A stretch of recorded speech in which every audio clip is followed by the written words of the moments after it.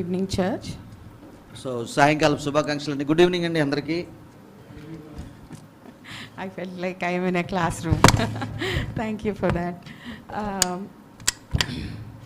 well, some time ago, on a particular Sunday, we were all, I think it was in December, not the last one, but a few years ago. కొద్ది సంవత్సరాల క్రితము ఒక ఆదివారపు ఆరాధనలో ఇట్లాగే మనందరం ఉన్నాము. ఆదివారం రోజున We were just cleaning the house, preparing for Christmas, I guess. అది డిసెంబర్ మాసం కనుక క్రిస్మస్ కొరకు మనం క్లీనింగ్ ఏదో చేస్తూ ఉన్నాం చర్చ్లో. ఇంట్లో సారీ. So ఆదివారం church. Okay. So a couple knocked on our gate. మరి ఒక కపుల్, ఒక భార్య భర్తలు మా యొక్క ఇంటి తలుపు కొట్టారు. And they introduced themselves as someone who lives in our neighborhood. మరి వాళ్ళు పరిచయం చేసుకుంటూ మేము ఇక్కడేనండి మీ బస్తీలోనే ఉంటున్నాం అన్నట్టుగా వారు చెప్పుకున్నారు. And they introduced themselves as Christians or believers in God. మరి అలాగే క్రైస్తవులుగా దేవుని యందు విశ్వాసం ఉంచిన వారుగా కూడా వారు పరిచయం చేసుకున్నారు ఆ సమయంలో. And then we were just standing outside in our courtyard and we were just getting to know them. మరి అలాగే వాకిట్లోనే నిలబడన్నట్టుగా వారితో ఇంకా కొంచెం మాట కలిపి వారు ఎవరేంటో తెలుసుకోవడానికి ప్రయత్నం చేశాము. And in our conversation they had a Bible in their hand and they opened the Bible. మరి అలా మాట్లాడుతుండగా వాళ్ళ చేతిలో బైబిల్ ఉంది. వాళ్ళే బైబిల్ ఓపెన్ చేశారు. And they tried showing us some scriptures where Jesus was praying to Father, and they wanted to make a point that Jesus actually is not God, and if he was God, why would he actually pray to another God? మరి వాళ్ళు The Father. మరి వాళ్ళు ఏం చేశారంటే వాళ్ళ చేతిలో ఉన్న Bible తెరిచి అక్కడక్కడ 2-3 వాక్యాలు అన్నట్టుగా చూపించి యేసు ప్రభు వారు మరి ప్రార్థన చేస్తున్న వాక్యాలు చూపించి వాళ్ళు ఏం మొదలు పెట్టారంటే, చూసారా యేసు ప్రభు వేరే ఆయనకి ప్రార్థన చేస్తున్నాడు కాబట్టి ఆయన దేవుడు కాడు అన్నట్టుగా మాట్లాడుతూ వచ్చారు. Maybe they said something like Jesus was also sent by God but not God himself. వాళ్ళ మాటల్లో ఇంకా ఏమన్నారంటే, దేవుని చేత పంపబడిన వాడే కానీ దేవుడైతే కాదు అన్నట్టుగా మరి వారు మాట్లాడుతూ వచ్చారు. And they also tried to invite us to attend their church and know more about the truth that they were proclaiming to us. మరి అలాగే వాళ్ళు ఇంకా ఏమన్నారంటే, మీకు ఇంకా తెలుసుకోవాలని ఆసక్తి ఉంటే మా దగ్గరకు వచ్చి మా ఆరాధనలో పాలు పంచుకోవచ్చు అన్నట్టుగా కూడా వాళ్ళు చెప్పారు. So that day basically our fundamental belief in God, in the triune nature of God, was questioned. So చూసారా, వారి మాటల్లో నాకు అర్థమైంది ఏంటంటే, మరి మనము ప్రాథమికంగా నమ్మే దేవుని యొక్క త్రియేకత్వం అనేటువంటి దాన్ని వారు సందేహంతో సందేహపడ్డారు దాని విషయంలో. I remember I and Anand were there in that conversation and we tried to defend, or we also presented our point of view, but anyhow they left, and then we were wondering what really happened. కాబట్టి నేను అలాగే ఆనంద్ గారు కూడా ఆ సమయంలో ఉన్నారు. వాకిట్లోనే వాళ్ళతో మాట్లాడినప్పుడు మేము కూడా కొన్ని మాటలు వాళ్ళకి చెప్పాము. అలా కాదు కదా, ఇలా కదా అన్నట్టుగా మాట్లాడాము. మొత్తానికి ఆ యొక్క కార్యక్రమం అయిపోయింది, వాళ్ళు వెళ్ళిపోయారు. Later when we wanted to know more about what their beliefs were, just happened to Google and see that this particular congregation or this particular sect did not believe in Trinity. మరి తర్వాత వాళ్ళు వెళ్ళిపోయిన తర్వాత అన్నట్టుగా, లేదా తర్వాత సమయంలో మేము గూగుల్లో చూసాం ఏంటి అసలు వీళ్ళు ఏం చెప్పడానికి ప్రయత్నం చేస్తున్నారు, వీళ్ళు ఏం నమ్ముతున్నారని చూస్తే వాళ్ళు త్రిత్వాన్ని నమ్మని వారుగా మాకు తెలియవచ్చింది. Well, after talking with them and after reading about their beliefs, I also started to try to understand what our fundamental belief as Christians in Trinity was. కాబట్టి వాళ్ళతో మాట్లాడిన తర్వాత నాకు కూడా కొంచెం ఆసక్తి కలిగి, అసలు మనం నమ్ముచున్న ఆ యొక్క ప్రాథమిక సిద్ధాంతమైన ఈ త్రియేకత్వం అంటే ఏమిటి, ఈ యొక్క ట్రినిటీ అంటే ఏమిటి అనేది నేను కూడా ఎక్కువగా మరి చదవటం ప్రారంభించాను. Thankfully, our church has laid a good foundation through the preachings by our pastors and the fundamental beliefs that we have. We now understand Trinity and Trinitarian theology in quite a good sense, I guess. కాబట్టి అలాగున్న పరిశోధనలను అంత మాత్రమే కాకుండా మన సంఘంలో మరి సేవకులు మాటి మాటికి త్రిత్వ సిద్ధాంతములను గూర్చి ఆ యొక్క బోధలను గూర్చి మాటి మాటికి చెప్తూ వచ్చినప్పుడు అట్లా నాకు ఆ యొక్క విషయం మీద అవగాహన పెరిగింది. And certainly preaching or talking on this Trinitarian theology or philosophy is definitely a difficult one. కాబట్టి ఈ యొక్క త్రిత్వ సిద్ధాంతమును వివరించ చాలా మరి కష్టంతో కూడుకున్న పని.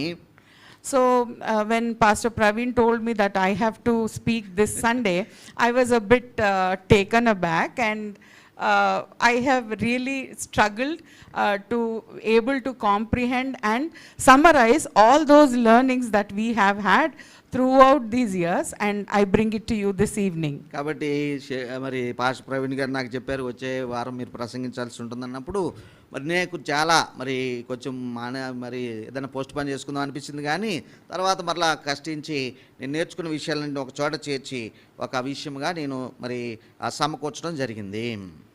So this Sunday is called as the Trinity Sunday, as we have already seen in the opener.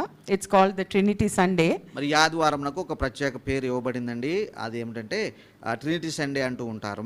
దాన్ని మనం ప్రారంభంలో కూడా చూసాము. And we observe this on the first Sunday after the Pentecostal Sunday, according to the church calendar. మరి church calendar ప్రకారము Pentecost ఆదివారం తర్వాత వచ్చే ఆదివారము లేక వచ్చే మొదటి ఆదివారమే ఈ యొక్క ట్రినిటీ సండే అని మనం పిలుస్తుంటాము. Trinity Sunday is celebrated in some congregations, in some denominations as a feast. మరి అలాగే ఈ యొక్క ట్రినిటీ సండేను కొన్ని శాఖల వారు కొన్ని సంఘాల వారు కొంచెం మరి విందుతో కూడా మరి చాలా గ్రాండ్గా చాలా మరి ఘనంగా వారు చేసుకుంటూ ఉంటారు విందుతో కూడి. It is unique because it is not based on a event like the birth or the crucifixion or the death and the resurrection of Jesus Christ or something like that. ఒకవేళ దీనికి ఒక ఇన్సిడెంట్ ఏదైనా యేసుప్రభు జన్మం కానీ ఆయన యొక్క సిలువ శ్రమలు కానీ ఆయన తిరిగి లేవటం కానీ అట్లాంటి ఒక దినం అంటూ ఒక విషయం అంటూ ఏమీ లేకపోయినప్పటికీ This Sunday celebrates the foundational doctrine of Christianity. ఈ యొక్క ఆదివారము క్రైస్తవులంగా మనం నమ్ముచున్న ఒక ప్రాథమిక సిద్ధాంతమును గురించి ఇది తెలియజేస్తూ ఉన్నది. The Christian faith that believes that God exists as one unified being of three persons, the Father, Son and the Holy Spirit. మరి క్రైస్తవ విశ్వాసంలో మనం నమ్ముచున్నాం కదండి, దేవుడు మరి ఏకుడై ఉండి మరి ఒక్కరిగా ఉండి మరి తండ్రి కుమార పరిశుద్ధాత్మలుగా ఆయన త్రియేకుడుగా ఉన్నాడు అనేటువంటిది. The word Trinity never appears in the Bible as such. అయితే ఈ త్రిత్వము అనే మాట బైబిల్లో మనకు కనబడదు. And this term Trinity has been coined or articulated somewhere around 3rd century by a person named Tertullian, who coined this word in the early 3rd century. మరి 3వ శతాబ్దం యొక్క ప్రారంభ దినాల్లో తెర్తులియన్ అనేటువంటి భక్తుడు ఈ యొక్క పదాన్ని వాడుకలోనికి తీసుకుని వచ్చాడు. Even though the word doesn't appear in the Bible as such, we see the glimpses of Trinity throughout the Bible. మరి ఆ యొక్క పదం అయితే లేకపోవచ్చు కానీ దాని యొక్క భావజాలం అనేటువంటిది ఆ యొక్క భావం అనేటువంటిది మరి ఆ యొక్క లేఖనాలు అంతట్లో మనం చూసుకుంటూ వస్తూ ఉన్నాము. The fact that God in Genesis chapter 1 refers that instead of I there is the word we written, that shows us the plurality that is existing in God. దేవునిలో ఉన్నటువంటి బహుళత్వాన్ని మనము బైబిల్ యొక్క ప్రారంభ అధ్యాయాల్లోనే చూస్తూ ఉంటాం. ఆది కాండంలో మరి మేము అనే ఒక సంబోధన కనబడుతుంది, అక్కడ దేవుని యొక్క బహుళత్వాన్ని మనం చూడవచ్చును. And of course in Paul's closing benediction in 2 Corinthians we see it is written that may the grace of of the Lord Jesus Christ and the love of God and the fellowship of the Holy Spirit be with you all. So we see the mention of three persons in that word. కాబట్టి verse. అలాగే పౌలు గారి యొక్క పత్రికలో కూడా మరి 2వ కొరింథీ పత్రిక 13వ అధ్యాయం చివరి మాట ఇలాగ రాస్తుంటాడు ఆయన, ప్రభు అయిన యేసుక్రీస్తు కృపయు దేవుని ప్రేమయు పరిశుద్ధాత్మ సహవాసమును మీకు అందరికీ తోడై ఉండునుగాక అనేటువంటి ఉద్దేశాన్ని ఆయన తెలియజేస్తూ వస్తున్నాడు. And of course we also see it very clearly in the Great Commission which Jesus himself gives to his disciples in Matthew chapter 28, which was read to us by Ajay. In verse 19 we see, therefore Jesus commanding his disciples, therefore go and make disciples of all nations, baptizing them in the name of Father and of the Son and of the Holy Spirit. మరి ఈ వాక్య పఠన సమయంలో సోదరుడు అజయ్ మనకు చదివి వినిపించారు. మత్తయి సువార్త 28వ అధ్యాయము మరి ఆ యొక్క మాటలు అక్కడ మనం చూస్తున్నాం 19వ వచనంలో, సమస్త జనులను శిష్యులనుగా చేయుడి, తండ్రి యొక్కయు కుమారుని యొక్కయు పరిశుద్ధాత్మ యొక్క నామంలోనికి వారికి బాప్తిస్మం ఇచ్చుచు అనేటువంటి సందర్భంలో కూడా ఈ యొక్క విషయాలు మరి అక్కడ చెప్పబడ్డాయి. So these verses have become the building blocks of this historical doctrine of Trinity. కాబట్టి ఈ యొక్క చారిత్రకమైనటువంటి త్రిత్వము అనే సిద్ధాంతమును నిర్మించుటకు ఈ వచనాలన్నిటినీ వాళ్ళు ఆ యొక్క ఆధారముగా చేసుకున్నారు. The concept of Trinity is a profound mystery. కాబట్టి ఈ యొక్క త్రిత్వము అనేటువంటిది పిల్లరా అది మిళితమై ఉన్నటువంటి ఒక మరి రహస్యంలాగా ఉంటూ ఉన్నది. Many theologians have grappled over many centuries to understand it. మరి ఈ యొక్క థిలాజియన్స్ లేదంటే బైబిల్ జ్ఞాన వేదాంతులందరూ కూడా ఈ యొక్క మరి విషయాన్ని అర్థం చేసుకోవడానికి శతాబ్దాలు సంవత్సరాల కొలది వారు పరిశ్రమ చేసి ఉన్నారు.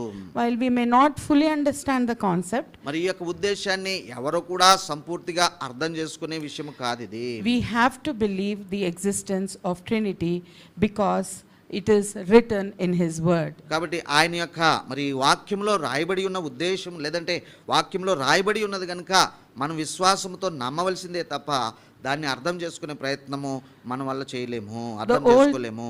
The Old Testament hints it and the New Testament has revealed it very clearly to us. కాబట్టి పాత నిబంధనలో దాని యొక్క మరి సూచనలు కనబడుతూ ఉన్నాయి, కొత్త నిబంధనలో దాని యొక్క మరి రూపం అనేటువంటిది మనకు కనబడుతూ వస్తూ ఉన్నది. Another important verse where we get to see or to know the existence of Trinity and the coexistence of Trinity as one person, God being three persons being one, is seen in Matthew chapter 3 verse 16 and 17. మరి అలాగే ఈ యొక్క మరి ఒకే దేవుడు ముగ్గురుగా ఉన్నారు, మరి ఆ మూడు విధాలుగా ఆయన ఉన్నాడు అనేటువంటి ఉద్దేశాన్ని మరొక వచనం మనకు తెలియజేస్తున్నది. ఎక్కడంటే పిల్లరా మత్తయి సువార్త 3వ అధ్యాయము 16వ వచనంలో ఒక సంఘటన దాన్ని మనకు తెలియజేస్తూ ఉన్నది. This is the verse that speaks about the baptism of Jesus Christ. మరి ప్రభువైన యేసుక్రీస్తు యొక్క బాప్తిస్మమును గురించినటువంటి విషయం ఇక్కడ వివరించబడింది. And the verse goes like this: after his baptism, as Jesus came up out of water, the heavens were opened, and he saw the Spirit of God descending like a dove and settling on him. And a voice from the heavens said, "This is my dearly loved Son, who brings me great joy." 16-17 వచనాలు. యేసు బాప్తిసం పొందిన వెంటనే నీళ్లలో నుండి ఒడ్డునకు వచ్చెను, ఇదిగో ఆకాశం తెరవబడెను, దేవుని ఆత్మ పావురం వలె దిగి తన మీదకు వచ్చుట చూచెను, మరియు ఇదిగో ఈయనే నా ప్రియ కుమారుడు, ఈయన యందు నేను ఆనందించుచున్నానని యొక్క శబ్దము ఆకాశం నుండి వచ్చెను. This interaction between the Father, Son and the Holy Spirit is a beautiful demonstration that we see and we learn from the word, where we understand that God coexists with each other. కాబట్టి ఈ యొక్క వచనంలో మరి మనం చదివినట్టుగా పిల్లరా దేవునిలో ఉన్నటువంటి ఈ వీరు మరి వారు ఒకరికొకరు సహా ఉనికిలో ఎలా ఉన్నారో అనేటువంటిది మనం ఇక్కడ చూడవచ్చును. As I've already told, the concept or the understanding of Trinity is little difficult for us to comprehend. కాబట్టి నేను ప్రారంభంలోనే చెప్పినట్టుగా ఈ త్రిత్వం అనే సిద్ధాంతమును ఏమంటే మనం అర్థం చేసుకోవడానికి కొంచెం సంక్లిష్టంగానే ఉంటుందనేది మరి అది నేను చెప్పాను ముందే. And it stays a kind of mystery, still not fully understood. మరి అది ఒక పూర్తిగా విప్పబడని రహస్యముగానే ఉంటూనే ఉన్నది. But there are many mysteries which we accept in our daily lives without fully understanding. మరి ఒక మాట చెప్పాలంటే మన జీవితంలో కూడా కొన్ని విషయాలు మన దగ్గర రహస్యంగా ఉంటాయి. అవి మనకు పూర్తిగా అర్థం కావు కదా. We take a medicine without actually knowing how it is going to help us or how it is going to treat or treat the illness that we are taking that medicine for. ఉదాహరణకు ఈ యొక్క మరి మందు గోళీలను చూసుకుందాం. అవి ఆ యొక్క రోగంతో వ్యాధితో ఉన్న వ్యక్తి తీసుకుంటాడు. అవి ఏం చేస్తుందో ఎలా పనిచేస్తుందో అతనికైతే తెలియదు, కానీ నమ్మి దానిని తీసుకుంటాడు కదా ఆ రీతిగా. Last week again I referred Pastor Praveen's mom to a homeo doctor, and they, I believe, have gone to him, and he was just coming back. He just spoke to me last week telling, Joshila, he didn't give me any prescription or anything written on a slip, and nothing is written about what kind of medicine he was giving. How do I know that it's going to actually act or treat? మరి Praveen pastor గారి వాళ్ళ అమ్మగారికి ఒక homeo doctor గారిని నేను refer చేశాను. వారి దగ్గరికి వెళ్ళినట్టున్నారు. ఆ డాక్టర్ గారట ఏ ప్రిస్క్రిప్షన్ రాయలేదు, గోళీలు ఏం రాయలేదు. మరి ఆయన ఏం వైద్యం చేస్తాడో నాకు ఎలా తెలుస్తుందని అమ్మ అడుగుతూ ఉన్నారు. So I said, Praveen, you'll have to believe and take the medicine. మరి నేను చెప్పింది ఒకటే ఉన్నది, ఏంటంటే ఆయన చెప్పింది మీరు నమ్మి అలా చేయండి, అదే మీకు మరి క్యూర్ చేస్తుంది అన్నట్టుగా నేను చెప్పడం జరిగింది. And why did I tell him to believe? Because I myself have took homeo medicine for my backache, and it really helped. మరి నేను ఎందుకు అలా చెప్పగలిగానంటే, ఈ యొక్క వెన్నుముక నొప్పిగా అన్నట్టుగా ఆ యొక్క వెన్నుక నొప్పికి నేను కూడా ఆ హోమియోపతి తీసుకున్నాను, నేను బాగుపడ్డాను, నేను నమ్మి ఆయనకి చెప్పినాను. So we take medicines just by believing the doctor or the medicine, and it works. కాబట్టి వైద్యుని నమ్మో, మందు మీద విశ్వాసం ఉంచో, దాన్ని మనం తీసుకుంటాం, దాని ద్వారా ఆ యొక్క స్వస్థతను పొందుకుంటున్నాం కదా నమ్మి. We use various machines like a microwave or a washing machine, or for that matter car, without actually knowing how the actual engineering that is going behind it. మనం కొన్ని వస్తువులు వాడుతుంటాం, వాషింగ్ మెషిన్ ఉదాహరణకు, లేకపోతే ఓవెన్, లేకపోతే ఇంకా రోజువారీ వాడే car ఉన్నది. ఆ ఇంజను, ఆ యొక్క విడిభాగాలు, ఆ యొక్క స్టీరింగ్ ఎట్లా పనిచేస్తే మనకే తెలియదు, కానీ నమ్మి మనం ప్రయాణం చేస్తున్నాం కదా. We have that belief in that particular instrument or the thing that we are using, and we know that it's going to work for us. మరి కాబట్టి దాని విషయం మనకు పూర్తిగా తెలియకుండానే దాన్ని మనం వాడుతున్నాము, దాన్ని మనం ఉపయోగించుకుంటూ ఉన్నాము. However, Trinity is not a mystery that we can actually overlook. కాబట్టి అయితే ఇంత చెప్పిన తర్వాత ఇక తత్వం అంటే మనకి అర్థం కాదు, ఇక దాన్ని మరి వేరు పెట్టాలి అని కూడా ఉద్దేశం కాదండి. Without it, we lose the truth and the power of the gospel. కాబట్టి త్రిత్వమును అర్థం చేసుకోకపోతే సువార్త యొక్క శక్తిని మనము పూర్తిగా అర్థం చేసుకోలేము. Over the past centuries, many theologians have tried to understand and explain the nature of Trinity. కాబట్టి ఈ యొక్క మరి చరిత్ర అంతట్లో అనేక సంవత్సరాలు, శతాబ్దాలుగా మరి చాలా మంది ఈ యొక్క త్రిత్వాన్ని వివరించడానికి మరి చాలా ప్రయత్నం చేశారు.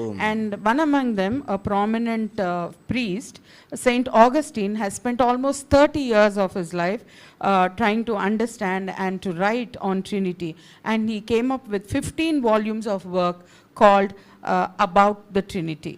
About the Trinity అని 15 వాల్యూమ్స్ 30 సంవత్సరాలు పరిశోధన చేసి సెయింట్ అగస్టిన్ అనే భక్తుడు వాటిని సిద్ధపరిచి ఉన్నాడు.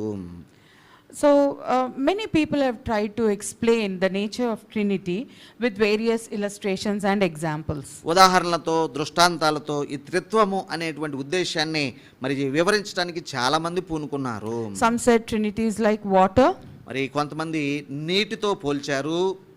And how water has various forms of ice, steam, and the liquid water. మరి నీరు చూడండి, ఘనీభవిస్తే మంచుగడ్డలాగా ఉంటుంది, దాన్ని వేడి చేస్తే ఆవిరి రూపంలో ఉంటుంది, మామూలుగా అయితే మరి నీళ్ల రూపంలో ఉంటుంది అన్నట్టుగా ఎలాగైతే చెప్తున్నారో. And they try to compare Trinity with that of the nature of water. కాబట్టి నీరును లేక నీటి స్వభావంతో మరి త్రిత్వం అనే అంశాన్ని పోల్చిన సంగతులు ఉన్నాయి. And some try to explain how a same person can be a husband, a son, as well as a father, with the same person but with different titles or different roles. ఈ యొక్క త్రిత్వం గురించి మరొక ఉదాహరణ ఉన్నదండి. అదేమిటంటే ఒక వ్యక్తిని, ఆ వ్యక్తికి ఉన్న బాధ్యతలు, అతడు ఒక కుమారుడుగా ఉన్నాడు, ఏమండి ఒక భర్తగా ఉన్నాడు, తన బిడ్డలకు తండ్రికి ఎలాగైతే ఉన్నాడో ఒక వ్యక్తి, అలాగూ కూడా ఒక ఉదాహరణ రూపంలో చెప్తూ ఉన్నారు. Well, none of these examples or illustrations can actually describe the nature of Trinity or nature of God. కాబట్టి ఈ యొక్క ఉదాహరణలు కూడా అసంపూర్ణమే. త్రిత్వం యొక్క పూర్తి మరి వివరణను అవేవి కూడా మనకు వివరించలేవనేది ఖచ్చితము.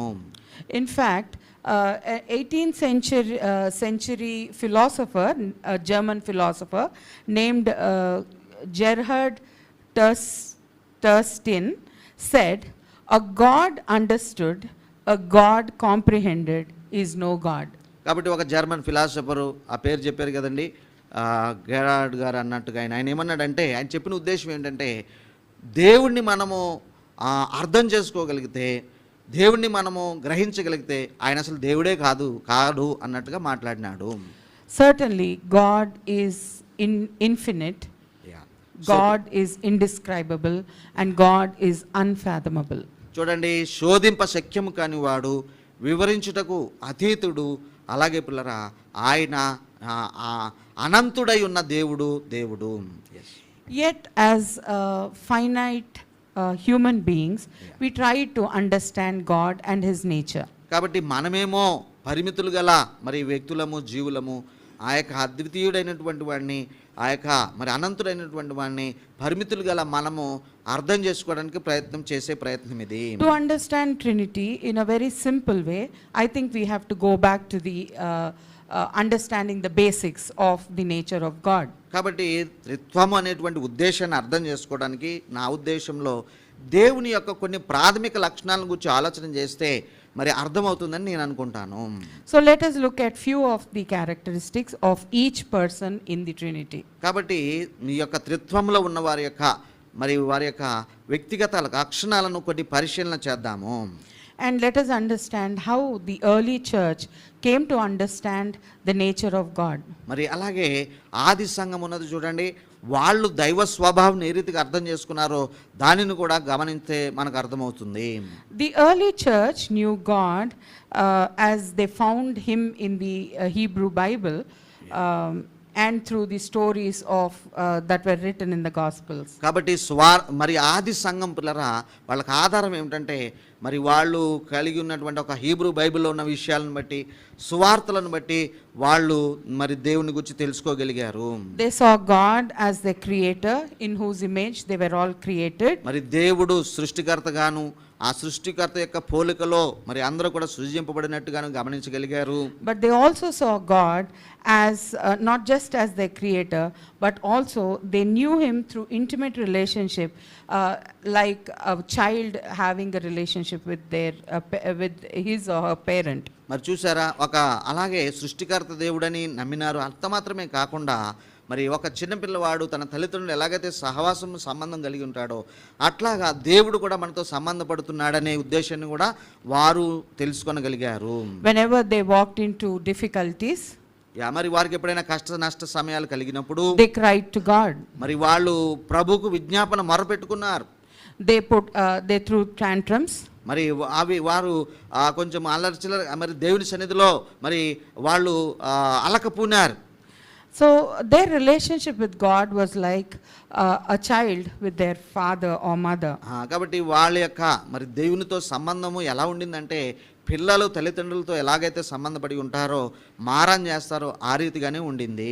I don't think that they have looked at God as some distant disciplinarian who was judging them. మరి కాబట్టి నేను అనుకుంటున్నాను, వాళ్ళు దేవుణ్ణి ఏనాడు ఒక కర్ర పట్టుకుని క్రమశిక్షణ చేయడానికి దూరం నుంచి చూస్తున్న వాని వలె వారెన్నడూ అనుకోలేదు. But they looked at God as a loving and gracious God who created them and who is sustaining them. మరి కాబట్టి వాళ్ళ ఉద్దేశంలో దేవుడు కృప కలిగిన వాడుగా, వారిని ప్రేమించేవాడుగా, వారిని నడిపించేవాడుగానే వారు దేవుని ఎల్లప్పుడూ చూసి ఉన్నారు. In the later days in the Bible, as we look at the coming of Jesus Christ into this world, మరి తర్వాత దినాలలో ప్రభువైన యేసుక్రీస్తు లోకానికి వచ్చిన సందర్భంలో మనం చూసినట్లయితే the church has experienced God himself living among them.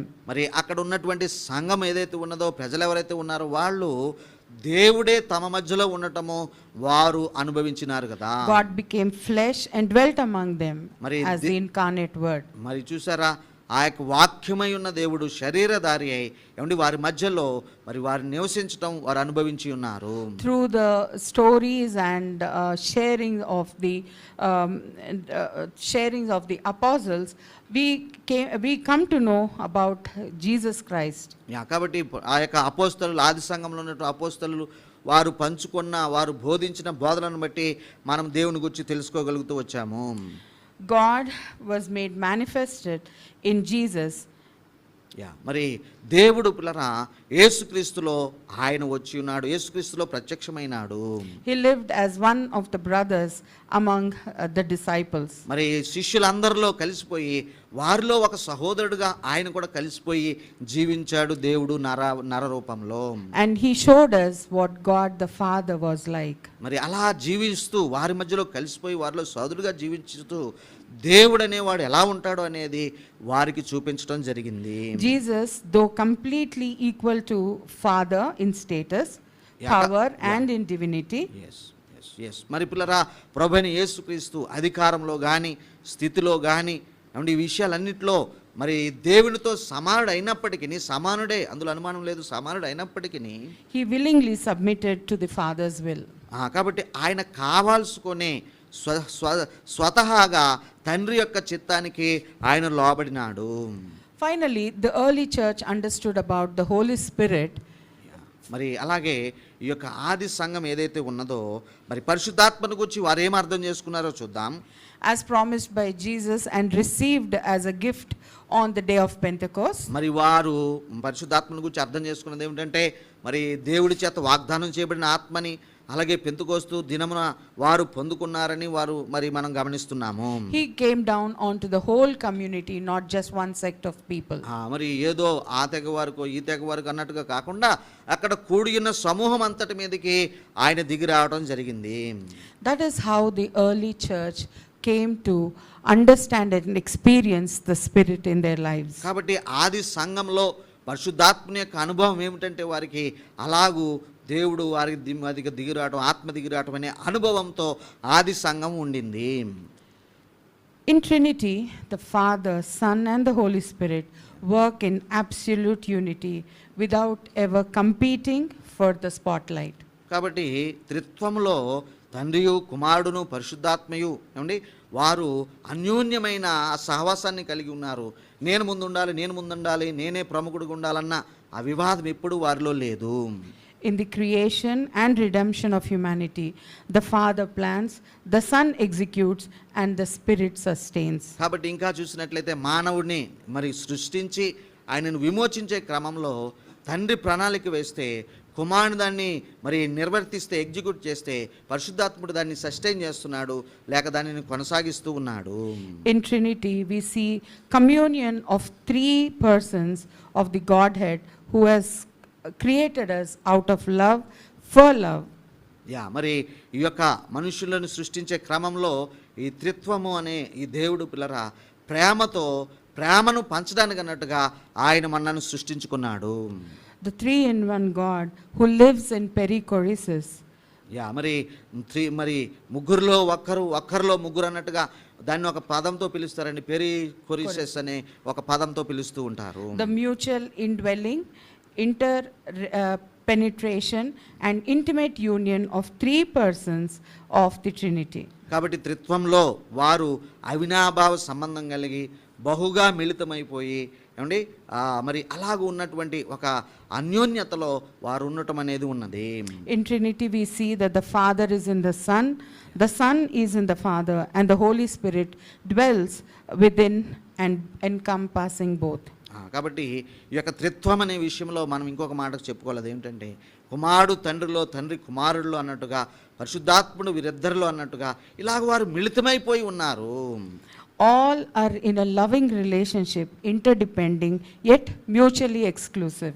కాబట్టి మరి ఒకరి మీద ఒకరు కలిసిపోయి ఆధారపడినట్టుగా ఉండినప్పటికీ ఎవరికి వారే ప్రత్యేకులుగా ఉన్న ఒక విధానము త్రిత్వంలో మనం చూడగలుగుతున్నాము. They are in a web of relationship of love. కాబట్టి ప్రేమ సహవాసము, ప్రేమ సంబంధం అనే ఆ యొక్క వెబ్లో, ఆ యొక్క వలలో వారందరూ కూడా ఉన్నారు. And from this flows out our salvation and redemption. చూడండి, వారు ఏదైతే ప్రేమ సహవాసంలో, సంబంధంలో, అన్యోన్యతలో ఉన్నారో దాని నుండి మనకు రక్షణ వస్తుంది, దాని నుండి మనకు రక్షణ వస్తుంది. So what do we learn from the existence of Trinity in our lives? కాబట్టి మన జీవితాల దగ్గరకు వచ్చేటప్పటికి ఇగో దేవుడు త్రిత్వముగా ఉన్నాడు అనేటువంటి ఉద్దేశమును బట్టి మనము ఏమి నేర్చుకోగలుగుచూ ఉన్నాము? We learn that God did not create humanity out of loneliness, but out of love, communion and communication within the Trinity. కాబట్టి త్రిత్వములో ఏదైతే సహవాసము, సంబంధము, సంభాషణ ఉన్నాయో అట్లాంటి సంభాషణ కొరకు, సహవాసము కొరకు, అన్యోన్యత కొరకు దేవుడు మనల్ని నిర్మించాడు తప్ప ఆయన ఏదో ఒంటరిగా ఉండిపోయి నాకెవరో ఒకరు కావాలని మాత్రం మనల్ని సృష్టించిన పని కాదు. And why did he create us? మరి ఆయన మనల్ని సృష్టించిన విషయము లేదంటే ఎందుకు నిర్మించి ఉన్నాడు? మరి to be in a healthy, loving, generative relationship with God and with each other. మరి మనము ఒకరితో ఒకరం అన్నట్టుగా, అదే సమయంలో దేవునితో అన్నట్టుగా ఒక మరి ఆ యొక్క అన్యోన్యత సంబంధము ఒక జనరేటివ్ విషయముగా కలిగి ఉండాలన్నట్టుగా ఆయన మనల్ని సృష్టించి ఉన్నాడు.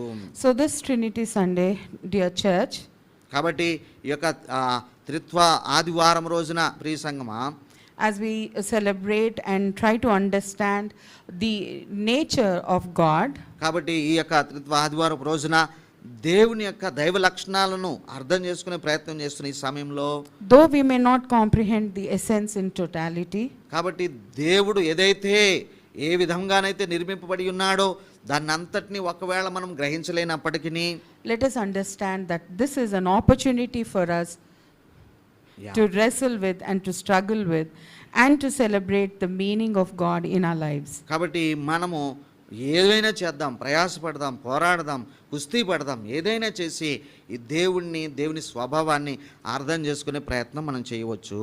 At the beginning of our worship, we were asked 2 questions in the Speaking of Life. మరి స్పీకింగ్ ఆఫ్ లైఫ్ లేక వీడియో సందర్భంలో ప్రారంభంలో మరి అక్కడ ఆ వీడియోలో 2 ప్రశ్నలు వేయటం నేను గమనించాను. Reflective questions. I think all of us were thinking about those questions which were up there on the screen. మరి ఆ యొక్క ప్రారంభంలో 2 రిఫ్లెక్టివ్ క్వశ్చన్స్ అన్నట్టుగా అవి ఉన్నాయి. మరి మీరు గమనించారని వాటి గురించి ఆలోచిస్తున్నారని నేను అనుకుంటున్నాను. The first one asked us what was our understanding about God and what we actually something like do to know about God. కాబట్టి ఆ ప్రశ్నలో ఉందంటే దేవుడిని గురించి నీవు ఎలాగ అర్థం చేసుకుంటున్నావు, దేవుడిని అర్థం చేసుకోవడం నీవు చేసే పని ఏంటి అన్నట్టుగా. And the purpose of us to understand his nature, I guess. మరి తర్వాతది దేవుణ్ణి తెలుసుకోవడంలో ఉన్న ఉద్దేశం ఏమిటనేటువంటిది. So answering those questions, I think the one purpose for our creation is that we are called to worship the one who has created us.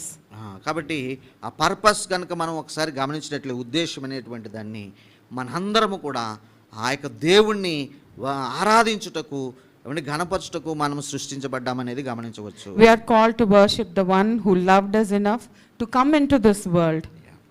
కాబట్టి ఏ దేవుణ్ణి మనం ఆరాధించాలని చూస్తే, ఎవరైతే మనల్ని బహుగా ప్రేమించి మన కొరకు ఈ లోకానికి రావడానికి కోరుకున్నాడో ఆ దేవుణ్ణి ఆరాధించుటకు మనం సిద్ధపడుతున్నాం. To sacrifice himself on that cross. చూసారా, ఆ దేవుడు మనల్ని ప్రేమించాడు, మన కొరకు మానవ రూపంలో ఈ లోకానికి వచ్చాడు, మన కొరకు ఒక బలి అర్పణ చేయడానికి కూడా, చనిపోవడానికి కూడా ఆయన సిద్ధపడ్డాడు. And has lovingly invited us into a relationship with our triune God. చూడండి, అలాగూ మనకొక మార్గాన్ని ఏర్పాటు చేసి ఆ యొక్క దేవునితో మనం కూడా సహవాసం చేసే ఒక మార్గాన్ని ఆయన తన బలి అర్పణ ద్వారా ఏర్పాటు చేసి ఉన్నాడు. The one point, if we have to go back, understanding the nature of Trinity, what would it be? కాబట్టి నేను ఒక ప్రశ్న వేస్తున్నాను మీకు, ఏమిటంటే ఇంతవరకు త్రిత్వం గురించి కొన్ని విషయాలు విన్నాం కదా, మరి మనం ఏదైనా అర్థం చేసుకుని ఒక్క విషయమన్నా అర్థం చేసుకుని మనం ఇంటికి వెళ్ళగలిగితే అది ఏ పాయింట్ అయి ఉంటుంది? The shared life of Trinity calls us to live in unity and in love, just as God Himself. చూసారా, దేవుని స్వభావము ఎలాగైతే ఉన్నదో ఆ యొక్క ఒకరితో ఒకరు మిళితమైపోయి అన్యోన్యంగా కలిసిపోయి ప్రేమతో ఎలాగైతే ఉంటున్నారో అనే ఉద్దేశాన్ని మనం అర్థం చేసుకోవచ్చు. So, on that note, let's all stand and sing this beautiful song as our closing hymn, worshipping our triune God. మరి ఈ సమయంలో మిమ్మల్ని అందరినీ లేచి నిలబడి నేను కోరుతూ ఉన్నాను. మనం కలిసి అందరం కలిసి ఒక పాట మనం పాడుతూ ఆ యొక్క దేవుణ్ణి, ఆయన త్రిత్వాన్ని మనం గణపరుద్దాము.